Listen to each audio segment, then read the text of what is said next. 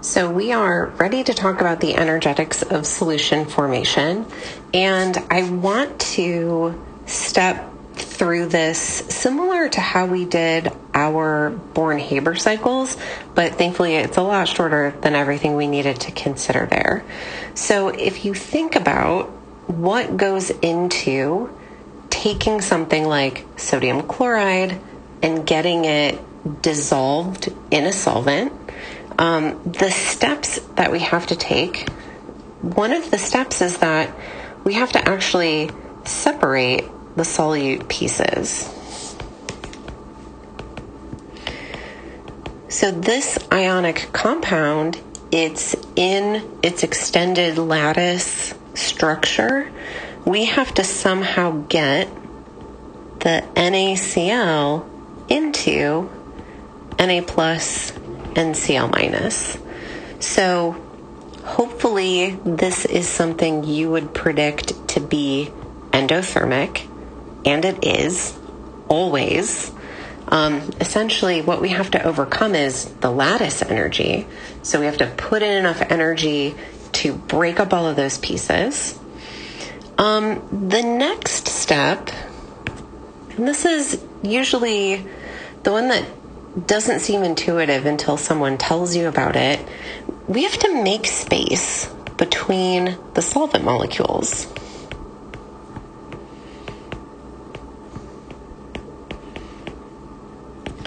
So if you imagine a beaker of water, right? Inside this beaker, all of my water molecules, they're lined up, they're interacting with each other through hydrogen bonds,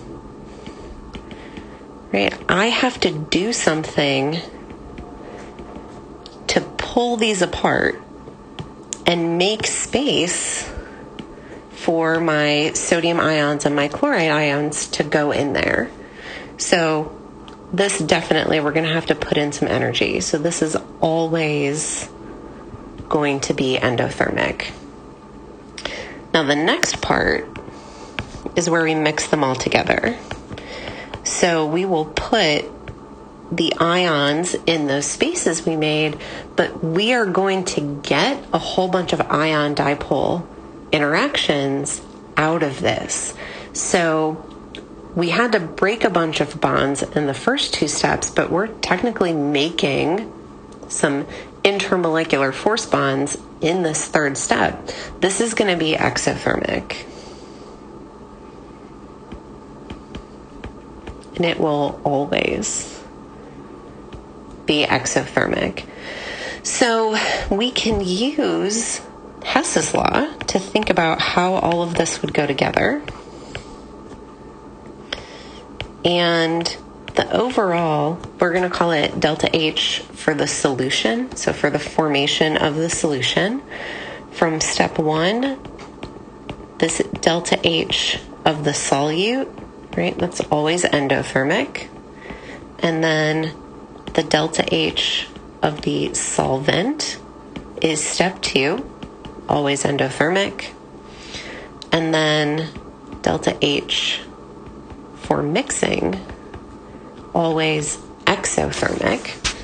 Now, to make this a little bit easier to deal with, the solvent and the mixing, these values have been determined together for a number of salts.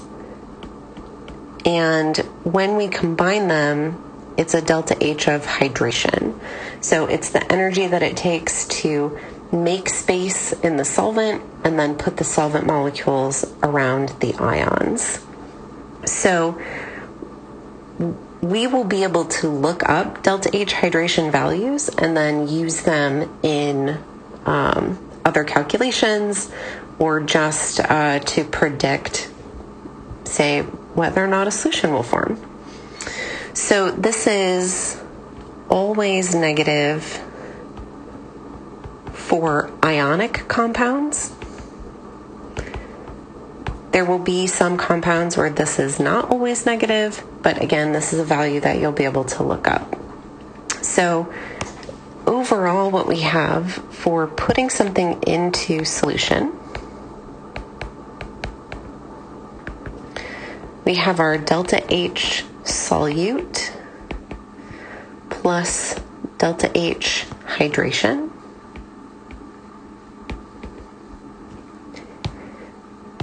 And the delta H solute is essentially where we break bonds. So we're splitting up those ionic compounds. Or if it's not an ionic compound, we still have to break whatever intermolecular forces are holding the solute particles together. And then the delta H of hydration is the actual dissolving process. So, a couple points about delta H solution. If the endothermic part, that's the delta H of solute, is about equal to the exothermic part,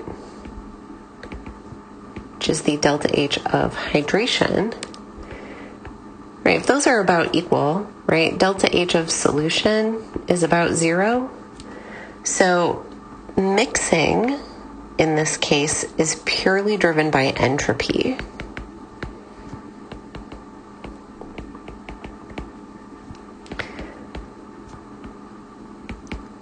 So this increase in entropy is a good thing. You will probably still get a solution out of something where those two parts are about equal. So if the endothermic part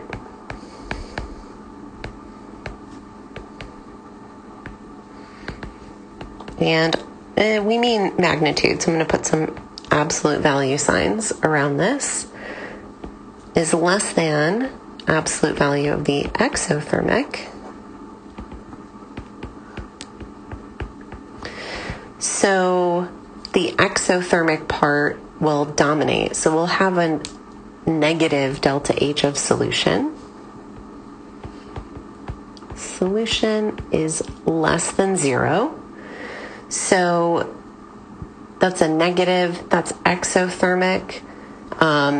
You are definitely going to get a solution in this case, right? Because we'll have an entropy of mixing, plus we'll be increasing the entropy because that delta H value being negative means heat's going to be given off. And if the absolute value of the endothermic part is greater than the exothermic, overall, delta H solution will be positive. So it's not clear if we will get a solution out of this. If it is not too positive,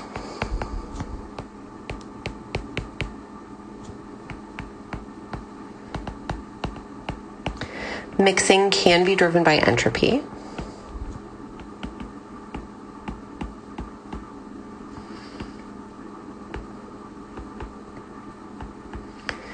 If it's too positive, then we just don't get a solution.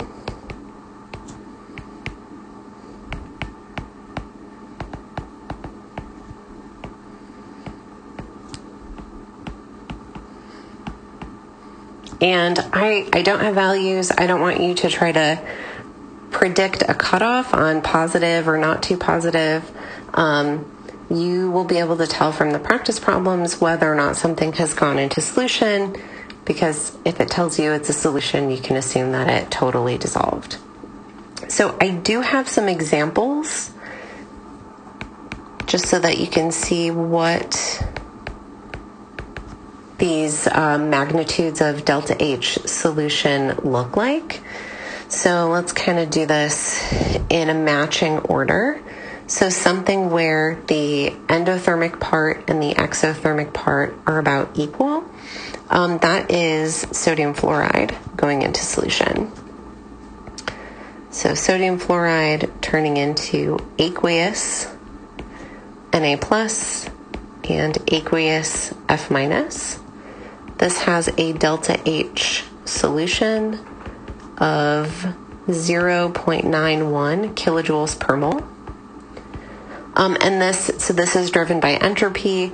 We know that this goes into solution because this is how we get fluoride in drinking water.